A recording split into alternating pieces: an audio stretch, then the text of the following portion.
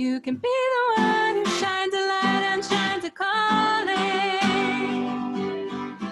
Where the flame of hope is fading, you can be the one who shines a purpose that everyone can see and know.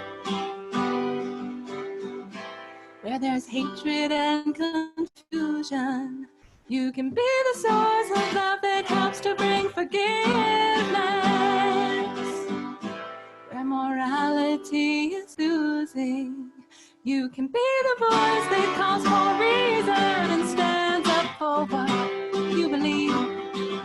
You can be the one who takes the world by its four corners, shake it free from all the chains that bind the hope for freedom. Show the light that's in your life which radiates your calling. You can be the one, you can be the one, you can be the one, oh yeah.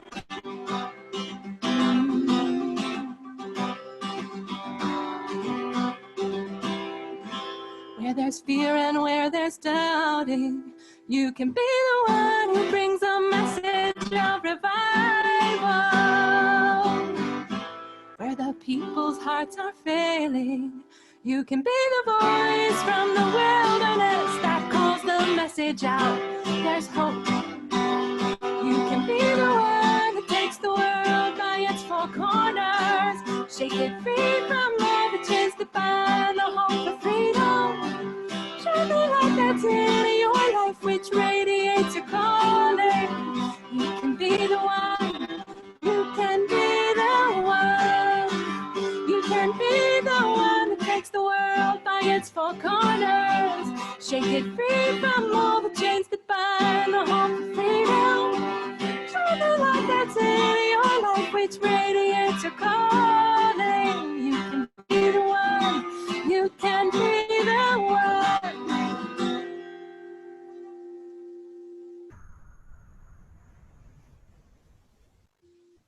Thank you so much, Emmy.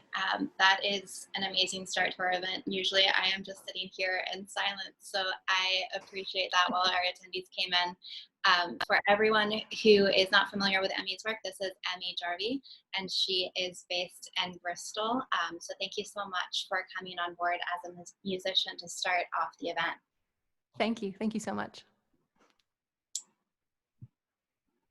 Perfect. Well, thank you everyone for tuning in today. If we haven't connected before, my name is Kelly and I'm the founder and executive director of Impact Travel Alliance. Impact Travel Alliance is a global community and nonprofit aimed at improving the world through travel. So we do that through education and advocacy around sustainable tourism and help travelers understand how to incorporate positive impact into every trip, whether no matter your travel destination, style, or budget. I'm here today with Aziz, and if you're not familiar with his work, I'm very, very excited for you all to learn more about him.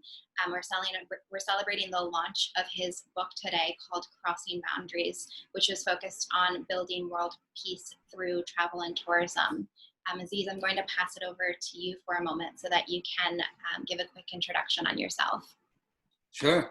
My name is Aziz Abu Sarah. I was born in Jerusalem and been living kind of back and forth between so many places in the last 15 years, mainly between the United States and Jerusalem, and also traveling a lot of places for work. I come back from a background that's not so much interested in peace or travel, perhaps. And my journey into connecting to conflict resolution and peace work is so intertwined with travel. And so this is how I ended up also writing this book. So I want to start off, your book starts with this incredible chapter that's focused on a personal anecdote that shares a story about how the first step is often the hardest. Can you explain that for our attendees today? Oh, absolutely. I think when we talk about travel, we often think about how far can I go from from where I am? What's the farthest destination possible? That's a lot of times what people think about travel. And I view travel a little bit differently. I view travel as getting out of your comfort zone, really, is stepping out of the place you are used to and going to something new, crossing some kind of line, seeing something you're not used to, being in a situation that is not all okay. And that doesn't have to be so far away. That could be really right next door. And that's how it was for me. As I said, I grew up in Jerusalem. I'm Palestinian. And if you've been to Jerusalem, you know, it's a very divided city, which is true about many places in the world, and unfortunately.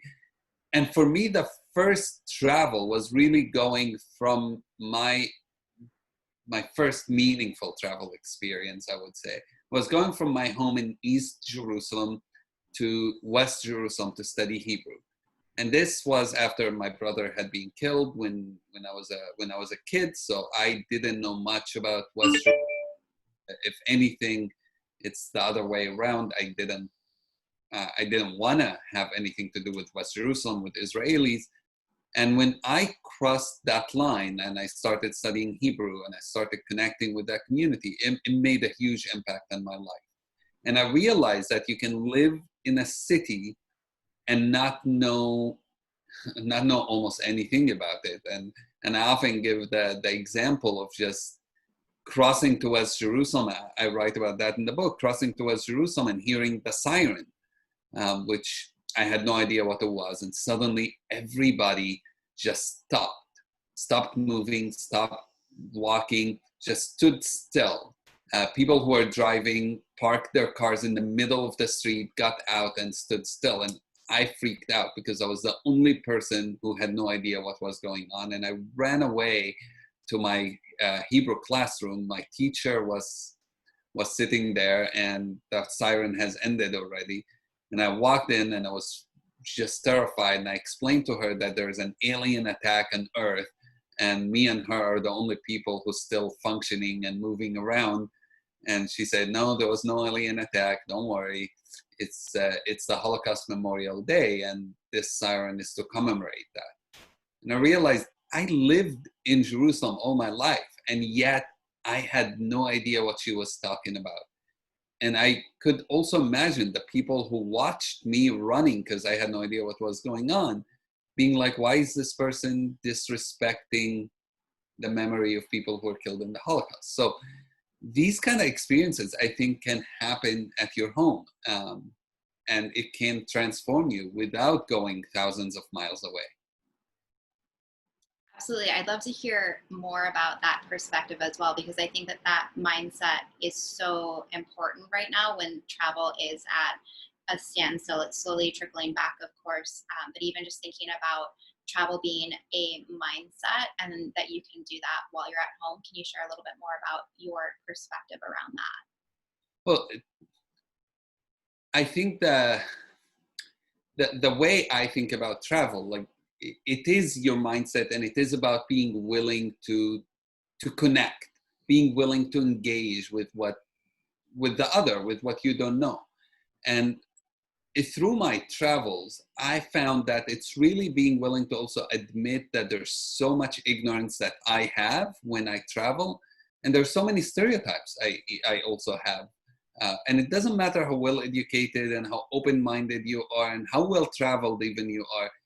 This is something you're going to have forever. So my first trip to the United States, I had to face my own prejudice, which I didn't know I even had. And I was going to a mall in, I think here in Washington, D.C., actually, if my memory is right, and just going to the bathroom, and a black guy walked behind me, and I felt fear. And I had no reason to feel fear. I've never had any issues with African Americans. I had no reason to really be afraid. It was fear because I've watched so much television that painted a picture of a black guy being dangerous or violent. And it took me a moment to stand and say, wait a second, why am I afraid. This is wrong. And I had to face my own stereotype. I was, I think, 18 years old at that time. I had to face my own stereotype. I had to face my own prejudice. And everywhere I travel, I really ask myself that question. What kind of mindset do I have? Am I willing to be open to learn something new? Am I willing to face my own prejudices? Am I willing to face my own ignorance? And if not, then travel isn't as impactful as we want it to be, as we hope it is. Absolutely. And I think that you touch on an important point there, even just in thinking of it and being, this is a fear of the unknown. And then taking that, instead of saying, here's something that I don't know and therefore I'm afraid of, and reshaping that to say, here's opportunities to connect with someone else. Absolutely. Absolutely. I totally agree. I think when I think about the purpose of travel, for me, it's about those connections. When I think of memories of my travels, I think of all the people I've met. I have a really good friend who says, I don't travel to collect photos or to collect, pictures of sites. I travel to collect friends, to collect connections with people. And that to me is really what it's all eventually about. When I think of Vietnam, my trip there, I don't think of all the amazing beauty, even though that was really important. I like it, and I like photography, and I have a nice camera, and I spend hours into doing that too. But what really emotionally, at least, moves me when I think about Vietnam, I think of a 90-year-old woman who I met and spent time in her home and with her husband, and talked to them about life in Vietnam, and talked to them about what it was like to live there during the war, what do they do now, and how a 90 and 92-year-old, her husband, are still farmers, and how they doing that, and their health, and I asked them, what's the secret to long life? And it was just so fun to sit in their home and in their farm and trying to learn how they're farming, and just spend an hour or two with them was so much more impactful. And that's a memory I will never lose. And years later, as I traveled back, I wanted always to go and visit them. And when I went last time, the wife had passed away. And to me, that was such, I was so grateful I've met them. And I was so moved, and I was so sad, obviously, she passed away. But I felt like you build that friendship that is never leaves you. That's what matters. I love that. And I think that that's also even important, thinking about going back to a destination as well. Far too often we're like, I've gone to this place, check, I'm going to mark it off of my bucket list. I know that last time we were speaking, we were talking about this community homestay program in Nepal. And I took a picture of one woman when I was passing her on the street, and we waved, and I asked if I could take her picture, and I did. And the next time I was back, I realized that there's a picture of that woman in the house that I was staying at. And I was like, oh my goodness, I have a picture of your grandmother, and I'm talking to the daughter.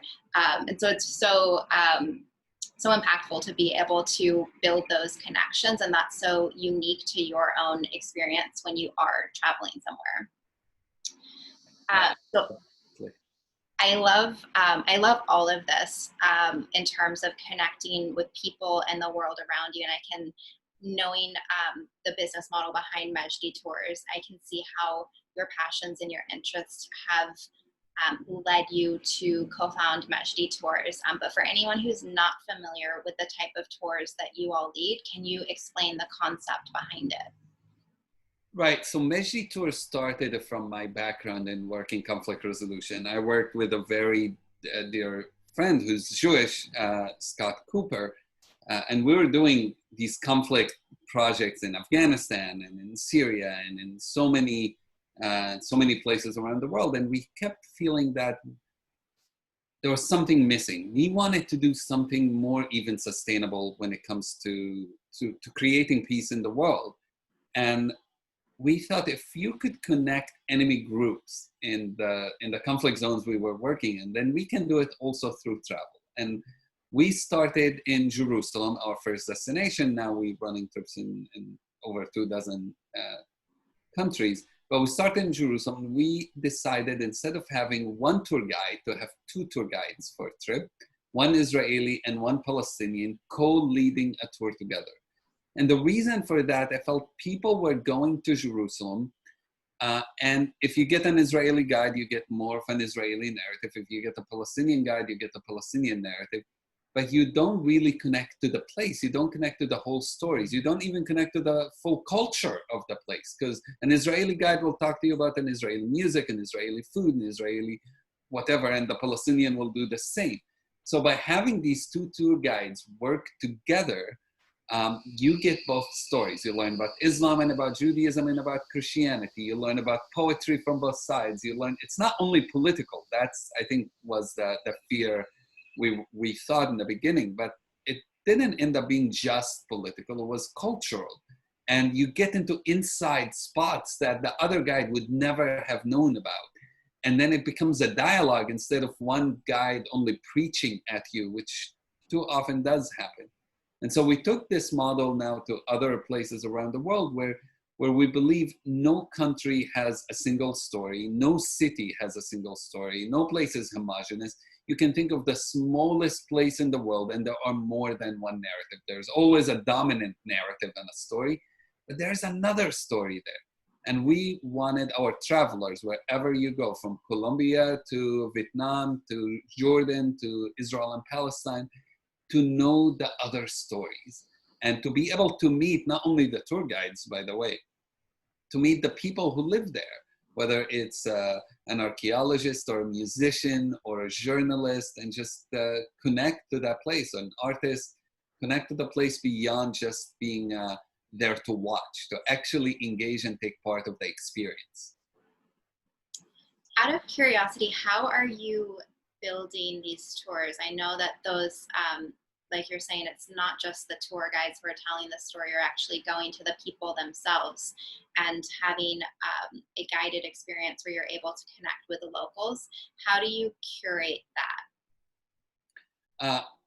You work very closely with the community. So we don't go anywhere where we don't have good relationship and good connections. Now, having a background not directly in travel, coming from conflict resolution, it has helped me. I've worked in conflict resolution, I've worked in media and journalism. And those two connections kind of given me a whole crazy amount of contacts around the world, from especially journalists and conflict resolution specialists know everybody.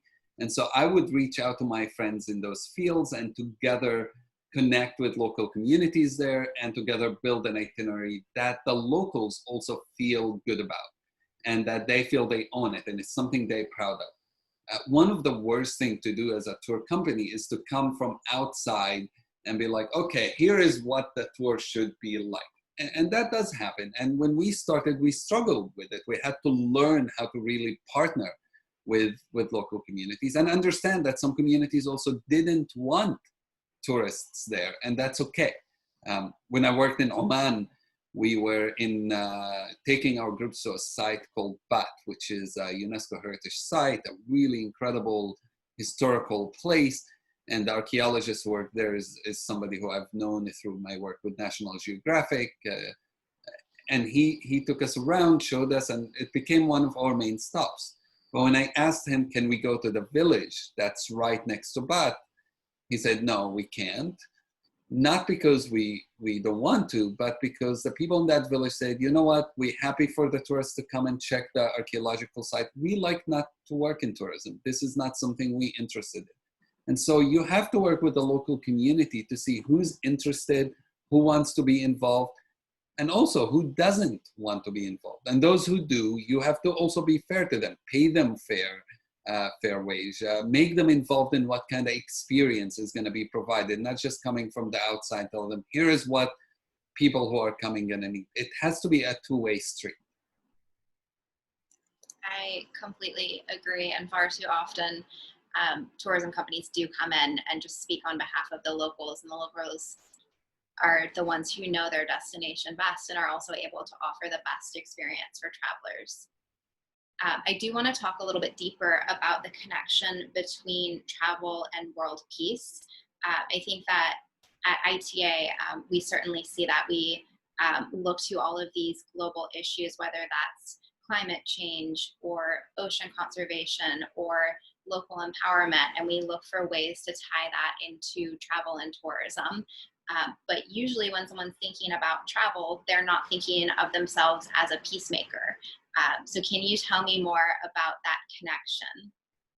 Right, and too often, you're right, too often when people talk about eco-travel, they think of the environmental aspect, they think of these things, they don't think of peacemaking. I think it's a mistake to miss out on the most obvious part of peace travel, because Stephen Hawking, before he died, he was asked about the biggest threat to humanity.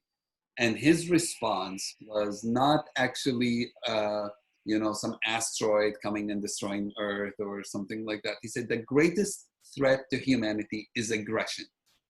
And if we take that to heart, then the biggest thing we need to work on is to reduce aggression, is to get people to care about each other, is to promote empathy, to promote, connections between human beings.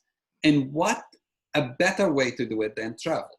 Because last year, 2019, 1.4 billion people traveled internationally around the world. 1.4 billion. That means we have the largest exchange program possible. And we don't even have to pay for it. People willing to go and pay for that trip.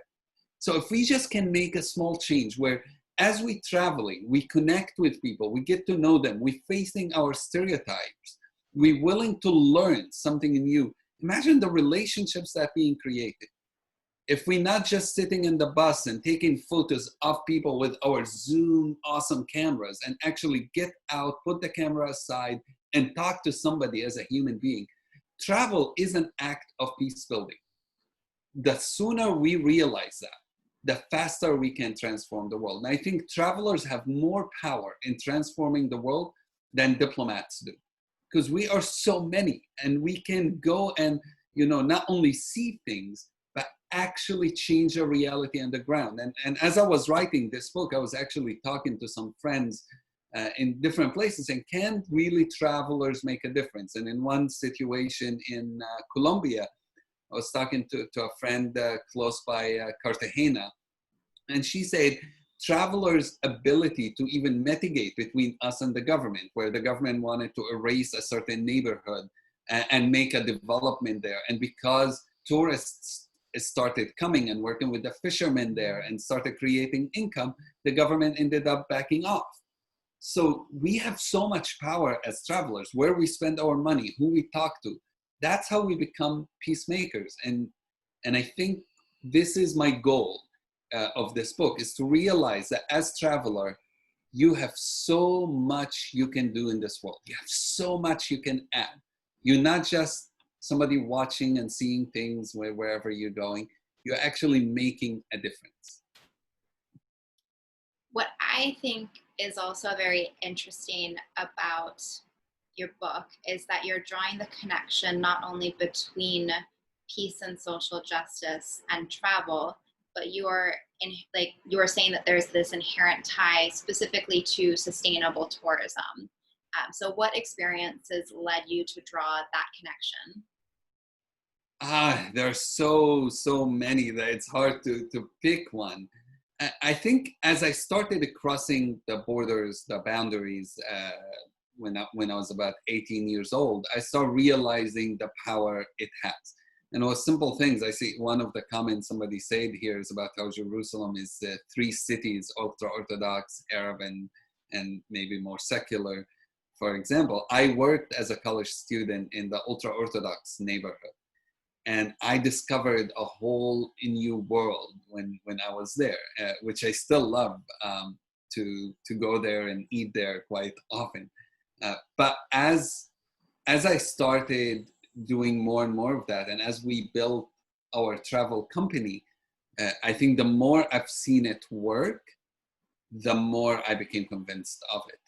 I had my own doubts even as we started, but slowly as it started working. So for example, taking a group from Ann Arbor, Michigan to the West Bank, and they spent some time with Palestinian families, who are farmers. And when they returned, they started together with the Palestinian farmers there, doing some important exports and getting some of the olive oil that those families were doing, and started actually selling them back in the States. And they were helping these community, not helping them by just donating money to them, helping them by opening the world to them to promote their business. So that was an example of how people were willing and able to make a difference in sustainable. I believe that's, to me, that's how I define sustainable travel, is you make more of a difference. People start making choices that are different. We try to encourage our travelers to stay in smaller local hotels when possible, to think about every choice they are making as they are traveling and how that promotes and helps locals or not. Because if the locals, wherever you're traveling, are not happy, you are not going to be happy as a traveler. And if you want to come back to that destination 5 years ago, it's not going to be the same. So you have to think in those ways as well. One of the most, I think, important thing for me as a travel company, it's very easy to claim to be socially responsible. And one of the ways often people do it is by donating money. And I found that to be the wrong way to actually do it, because donating money is an easy way out. If you want to be responsible, you have to think of every aspect of what you do. Paying people fairly is more important than paying poorly and then donating 5% of what your company makes and then claim to be socially responsible. Treating people with dignity, partnering with locals and not taking business from them, and making sure whatever decisions you are making are actually not affecting the people there negatively. These are decisions we had to work with. And I love it when people, I think when we talked last time, I told you, I love it when people ask me those questions, when they call and say, you know, I want to travel with you, but tell me exactly about how do you deal with locals? How much do you pay? How do I know you're really socially responsible? These are questions we all have to be asking.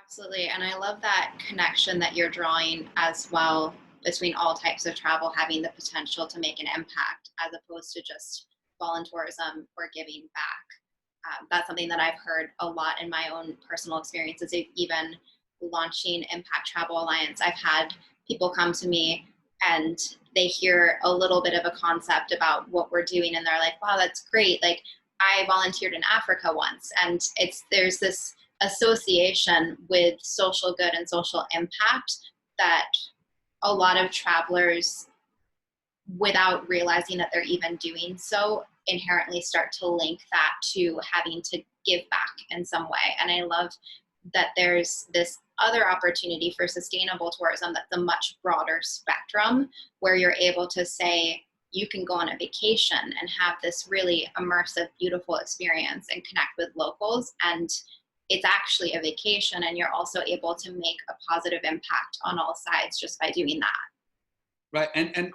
one of the dangers, kind of, people, I feel, sometimes think the moment you say socially responsible, connecting with locals, they think, oh, is this a vacation, or is it going to be, I need a vacation after the vacation?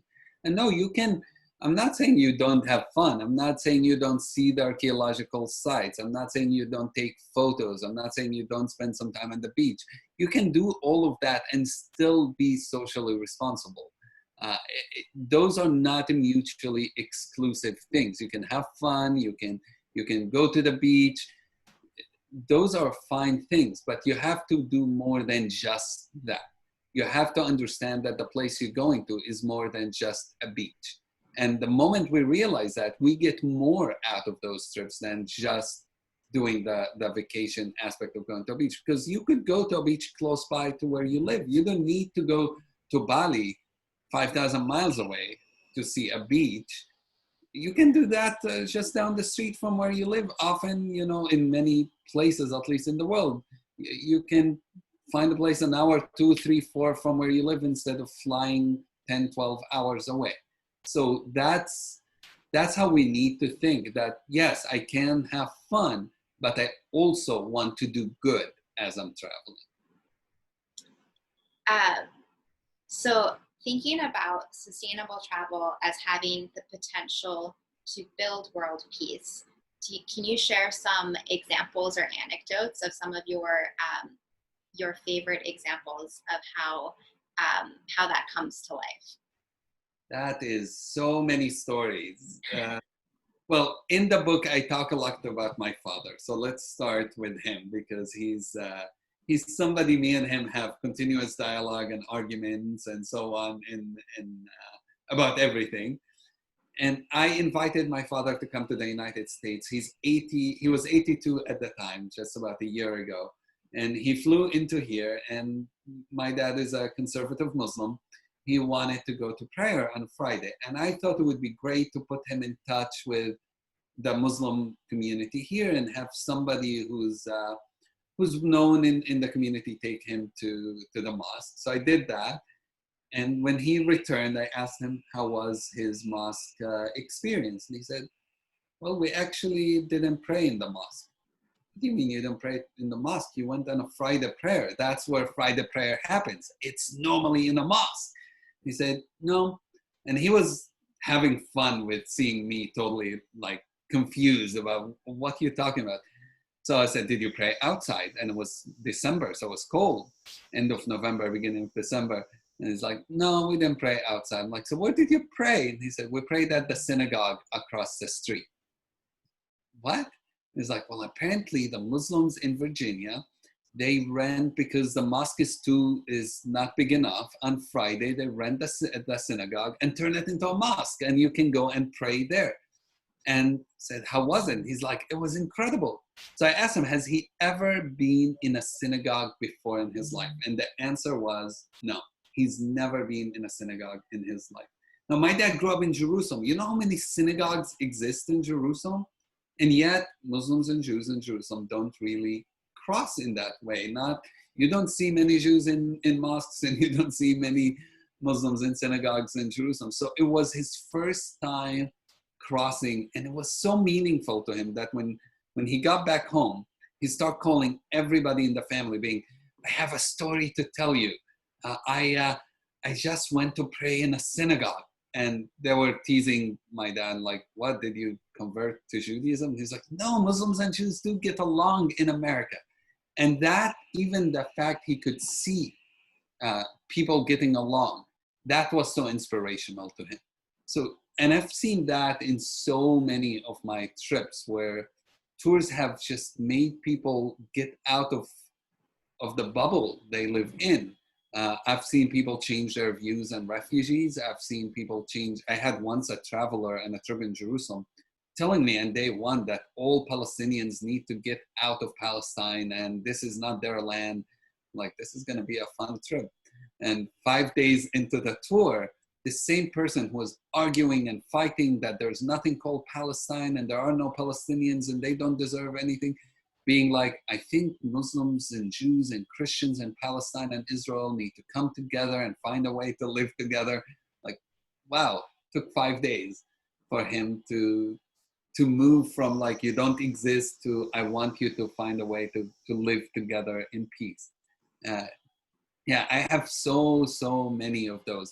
But even like traveling with my friend Elek El-Hanan in the States, we're doing a talk and we were in a taxi, and the taxi driver asked me where I was from, and I said, Palestine. He said, yeah, it's great. I like Palestine. You know, so bad about what the Jews doing to you. And then he went on an anti-Semitic rant of how he hates Jews and it's fine. And then he asked, Alec, where are you from? And Alec said, oh, I'm from Israel. And he's like, completely confused, because here's a Palestinian and an Israeli sitting together, friends. The guy looked back at us and was like, how? And we explained to him. And then he tried to walk back everything he says. Like, I'm so happy Jews are actually controlling the world. And Alex like, no, dude, we're not controlling the world. This is how you make a difference, is by having those conversations. I don't get angry, and I think we shouldn't get angry when people say ignorant things. I don't think we need to judge them. I think we need to try to engage and talk to them and have a conversation. Say, okay, I don't know why this is what you think. I don't know why you might think Muslims are this or Jews are that. but let's have a conversation about it. And if people are willing, I don't want to judge them, because we all have our own prejudices. We all have our own ignorant things that we believe. And if we're not open about it, we will never change. We will just hide it and act like everything is okay. And travel gives us the ability to do that. I agree. And one of the things that I always say, whether it's in work or my personal life, is just that you don't know what you don't know.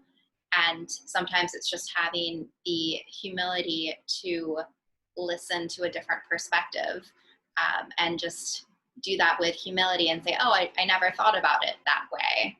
I can see where you're coming from, or just listening to it from a different perspective of your own privilege for how you were raised, because everyone, to a certain extent, some bubbles are bigger and some bubbles are smaller, but until we connect with more and more people, we are existing within a bubble. Absolutely.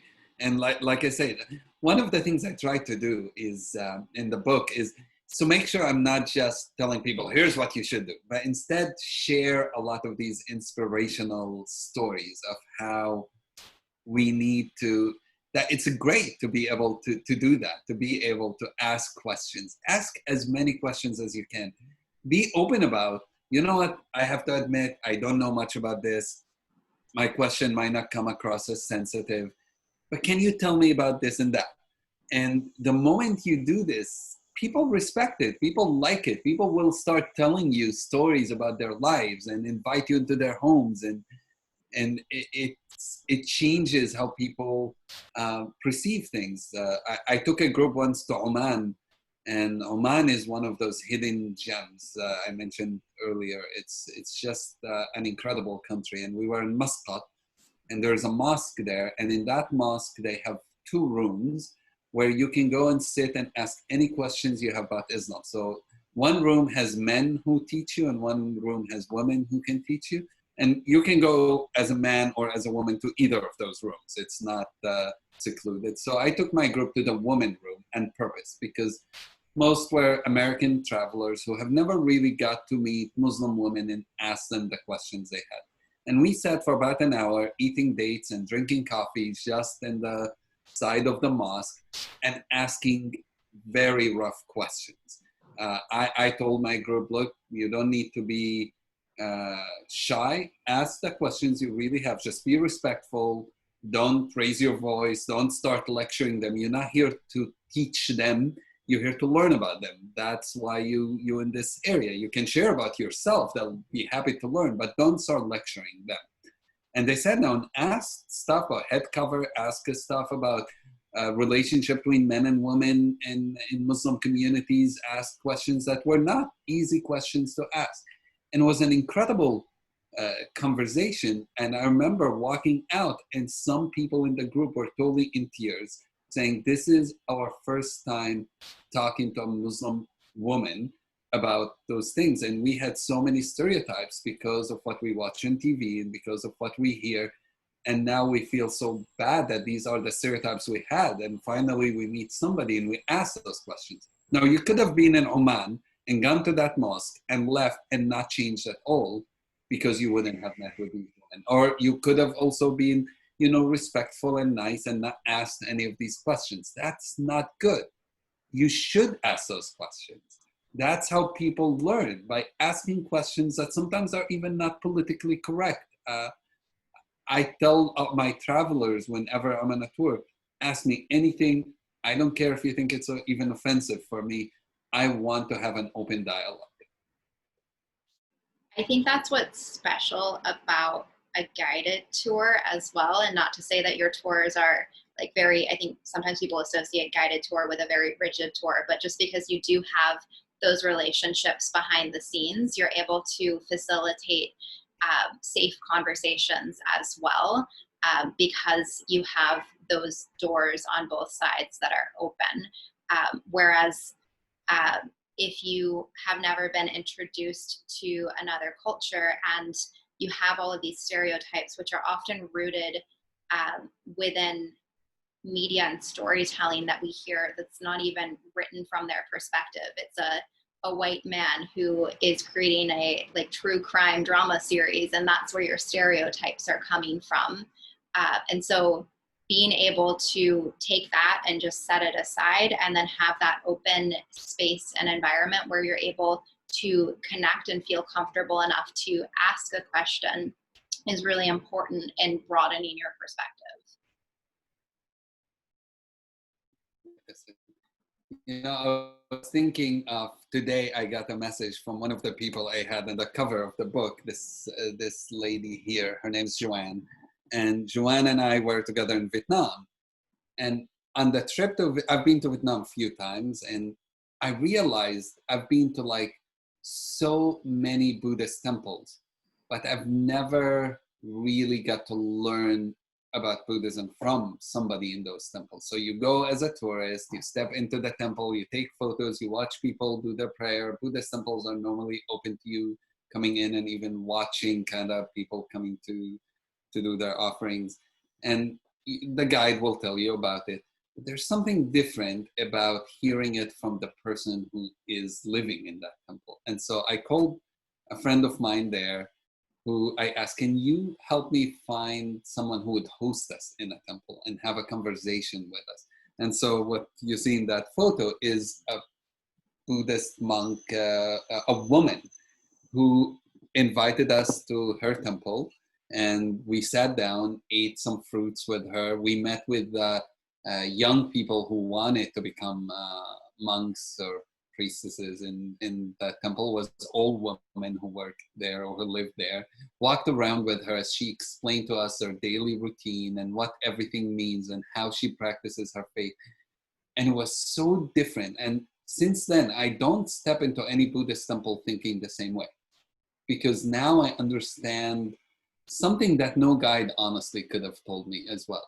It was something, it was connecting to the real belief of what the people who practice, what these temples really mean to people, not just what the symbols in the temple meant. And that's something we have to look for, whether you have a guide or not, by asking questions and by pushing yourself a little bit to know more and meet somebody and hearing their stories. It just changes the trip. And so I was talking to Joanne, and she was telling me how this was 2 years ago, how this was still, she remembers that moment as being a highlight of her trip.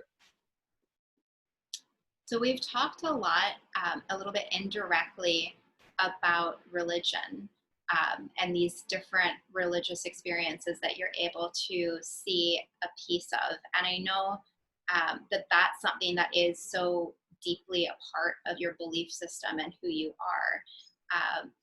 And MEJDI also is not explicitly a religious tourism company by any means. And I think a lot of people that hear that and they think of religious tourism and something that's completely different than what you all are building. Can you talk to me a little bit about where that interest comes from and why so many of your tours are rooted in this deep belief system that different people around the world have? Well, religion is very important to so many people, and we work with people who are more religious, people who are less religious, but we work with synagogues, with churches, with mosques, interfaith communities who want to travel with us. And so that's important. But for me, growing up, I grew up in a very conservative Muslim family, as I said earlier. I went to a Bible college, so I learned about the Christianity in a Bible college, actually. So I got really into that. I worked in an ultra-Orthodox Jewish neighborhood for 4 years, so I got to learn a lot about Orthodox Judaism while I was there, and we would have all these discussions. So I got to really fall in love with the idea of faith and how people practice faith. And I wanted, wherever I travel, I always like to go and attend a service, as long as it's not disrespectful and it's acceptable. Even if I don't understand the language, I don't know anything, I'll just walk in and sit and listen and watch and try to feel it, try to understand it. To me, there's something powerful about that. I've been always interested in other people's faiths. Since I was, I think, a kid, I remember, I write this in the book, I remember telling my family I wanted a Christmas tree, and my dad was not so encouraging to it. My mom was fine with it. So I just went outside and got a branch of a tree that I found, and I brought back home, and I put it in, and I'm like, here's our Christmas tree. And you know, I was a young teenager actually, and my parents like, okay, whatever, dude. But this has always been something so important to me to explore. And I think when you travel, you should learn about the faith of the people where you're going. You should engage with it. And like I said, go and attend a service. Being in Ireland and going to a service where I understood nothing because they were praying in Gaelic and not in English, or I guess some of it is connected to English, but I just sat down listening to the hymns. I know nothing what they were saying, and I was so moved by it. And so we miss some of those experiences. We should definitely connect much, much more to the faiths of the places we travel to. I think building those connections and learning about different perspectives is so important. And far too often, a traveler sees something and they see religious tour or LGBTQ tour or Black History tour, and they're like, I'm not that, therefore that tour is not for me.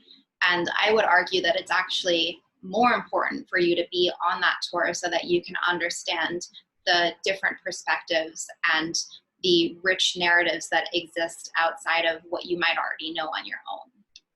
Oh, absolutely. The church tours I've run for churches here, synagogue tours, it's incredible because you get to learn. I've had people who were atheists sometimes join a Christian or a Jewish tour. I've had Jews join a Christian tour or vice versa. And I think to them it was fascinating because there was so much they were learning that's just so different than what they knew. To me, it doesn't, the only problem I have sometimes with some of these tours is when they're so rigid on sightseeing, meaning I've seen Christian tours to Jerusalem or to Greece or to the holy sites that are just jumping from one archaeological site to another and being like, Jesus did this here, Jesus did that there, and just move on and on and on for 10 days. And I always tell them, like I say, I studied the Bible in college, and I say, I've read the Bible. This is not how Jesus would have traveled. I can't imagine him going for 10 days, just visiting sites and saying, oh, this is what happened in the time of Moses. Okay, let's move on. The whole idea as you read the gospel, for example, is he goes from Galilee to Jerusalem, and who he meets on the way, a Samaritan woman, a group of people they don't have a relationship with. They supposedly enemies in some ways. They don't like each other, and he spends time talking to her. He goes into Jericho and he talks with the tax collector, and he talks with the blind, and he talks with everybody. That's the way he traveled. And so I think this is something I really hope more and more churches and more synagogues and more faith groups, mosques can start rethinking their itineraries as they travel, and travel more like their faiths really is. And I do see it. I see more churches coming to us and saying, okay, we're done with this old way of travel. We want to actually know the people where we're traveling. There are Christians who come to Jerusalem who don't know that Jerusalem has local Christians in it. And they are surprised often. And they can come, spend 10 days, come back. And then when I meet them and I say, oh, there's a church in East Jerusalem where my friends go to pray. And they're like, what, there are Arab Christians? I'm like, yeah, actually pre-1948, almost 20% of Palestinians were Christian. Many of them ended up leaving, especially with the war in 1948, ended up being displaced. But there are, you know what, even in America, when we think of the word Arab, we think of Muslims. However, a huge number, the numbers are not sure, but what I heard, at least somewhere between 30 to 40% of Arabs in America are actually Christians. So you end up learning so much stuff that you would never have guessed otherwise. Absolutely. And I think it's, again, going back to what you were talking about at the beginning, sometimes it's just that first step or that first person that you meet. So I do want to open it up for Q&A in a moment. Before I do, well, anyone who has any questions, feel free to put them into the chat. Before I do, I'm going to ask Aziz one more question, which is a big one. So we're currently in the midst of travel being at a standstill, and looking at a post-coronavirus world where travel has resumed. If you could wave a magic wand and fix something, what would that be? For when travel getting, how do I want travel to be? I think in some ways a lot of, I hope travel becomes a travel with a purpose, that wherever I go, I always travel with a purpose to meet people, a purpose to make a connection, and a purpose to be a peacemaker. That's my magic wand hope, is that travel becomes the peacemaking industry of the world.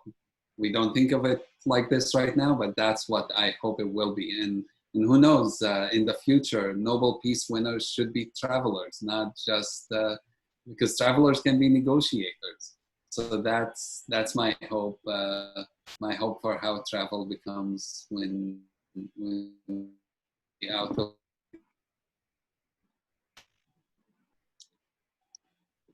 And then if you could have one tip, I guess, to be able to do that, one tip for someone to embrace a more sustainable tourism mindset today, what would that be in order to take the first step toward that future?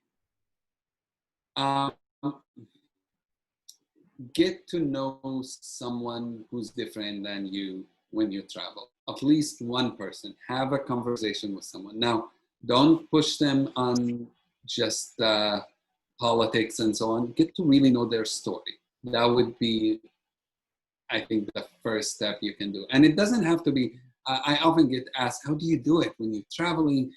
You know, it's scary. What, do I need to stand in the street and ask people questions?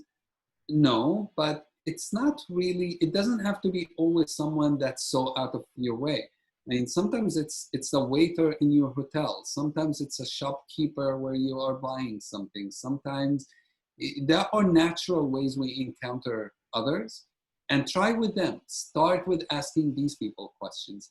Some countries, like in Vietnam, for example, actually few Asian countries have been doing this, where on certain days, they tell the students in certain schools to go to the park and meet with tourists to practice English. And so if you're a tourist, you're encouraged to also go to the park and just sit there for a couple of hours. If these kids approach you, talk to them, answer questions. They'll have assignment from their school, and just talk to them. Have their teenagers, have a conversation with them. There are ways to do it. It takes a little bit of research, but almost every place you can travel to, there are natural ways to meet people.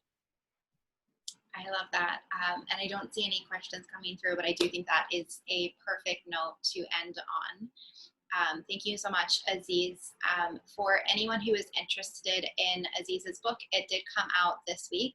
It's called Crossing Boundaries, A Traveler's Guide to World Peace.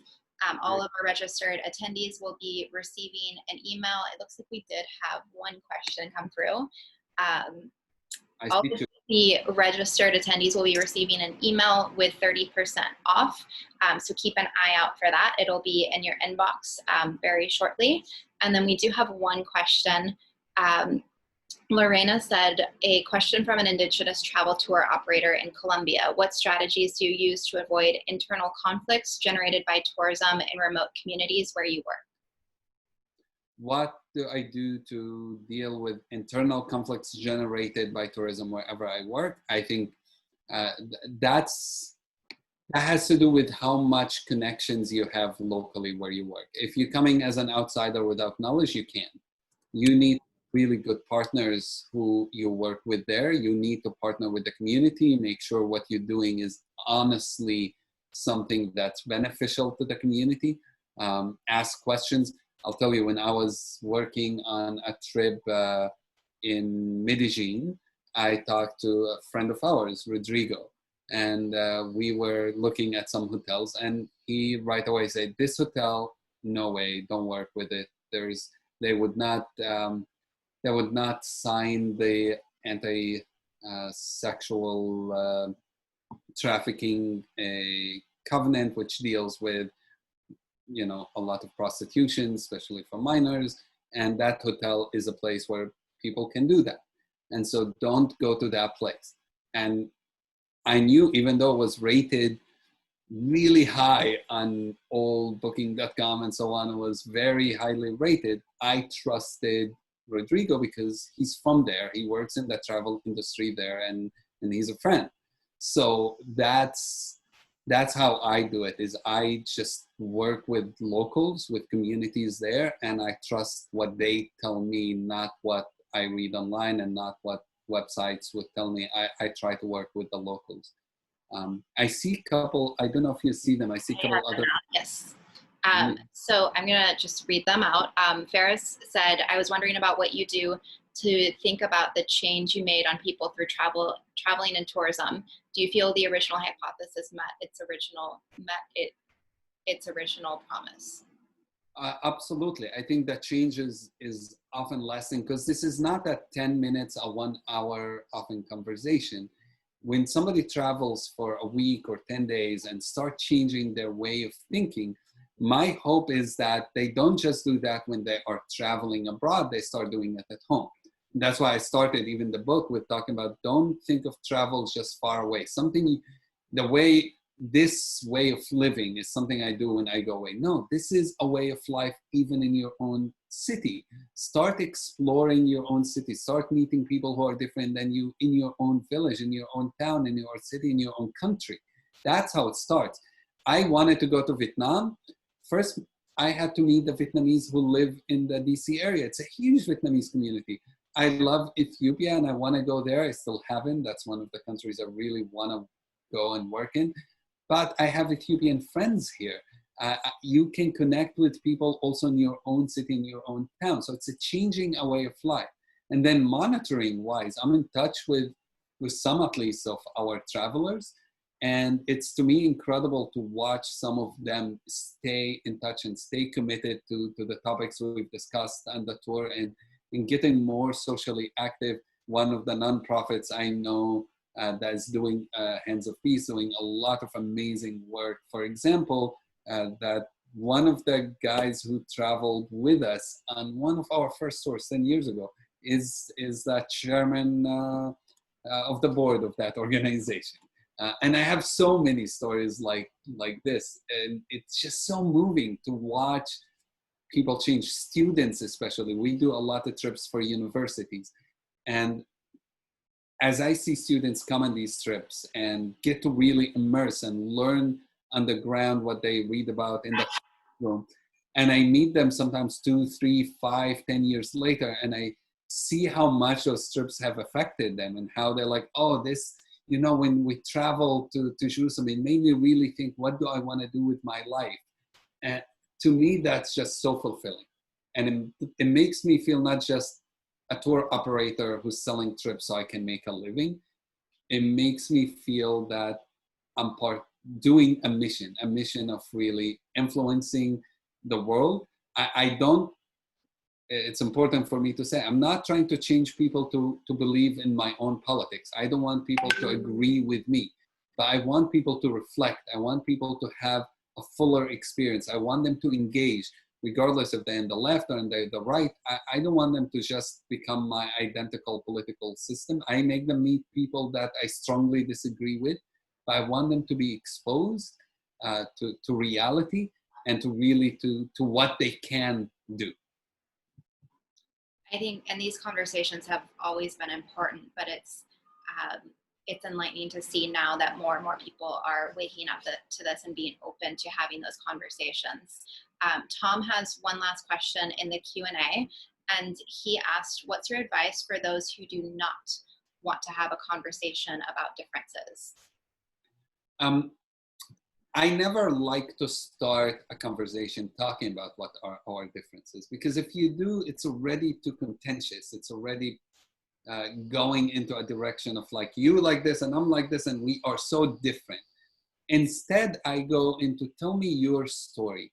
Tell me, how did you end up where you are today? And through that, they'll talk about the differences, but it comes more natural. We love to talk about our own stories more than we just want to talk about positions. I honestly don't like it when people, maybe the word don't like it, I don't right away answer it the way they want me to. When people go, oh, so what's your politics? Let's talk about how different we are. I go, don't box me right away. Let me tell you who I am as a human being. Let me tell you what my identities are. I don't have only one identity. I'm not only left or right. I'm not only Arab. I'm not only this. I'm not only Palestinian. I have so many other identities, and I want you to acknowledge that I'm not just one thing and one position. So I avoid starting with talking about positions, and I try to get people to tell me their stories. And I want to listen to those stories, feel it, understand it, and ask questions about those stories. And then I think through that, you will get people to want to talk also about similarities and about differences. And they'll want to listen to you. The moment you listen to somebody and say, okay, I see your story, I see you, I understand you, I feel your pain, you'll be amazed. I did once a project with Palestinian Israeli teenage girls, and they were not willing, exactly like you're saying, they were not willing to listen to each other. And we did this amazing idea of role playing where each one of them would tell the story of the other girl, morning routine of the other girl in a first person. So the Israeli girl will speak as a Palestinian, and the Palestinian girl will speak as an Israeli, and just go through, I wake up every morning, she'll tell what the other girl told her. I wake up every morning, brush my teeth, get my stuff, get my lunch, get on the bus.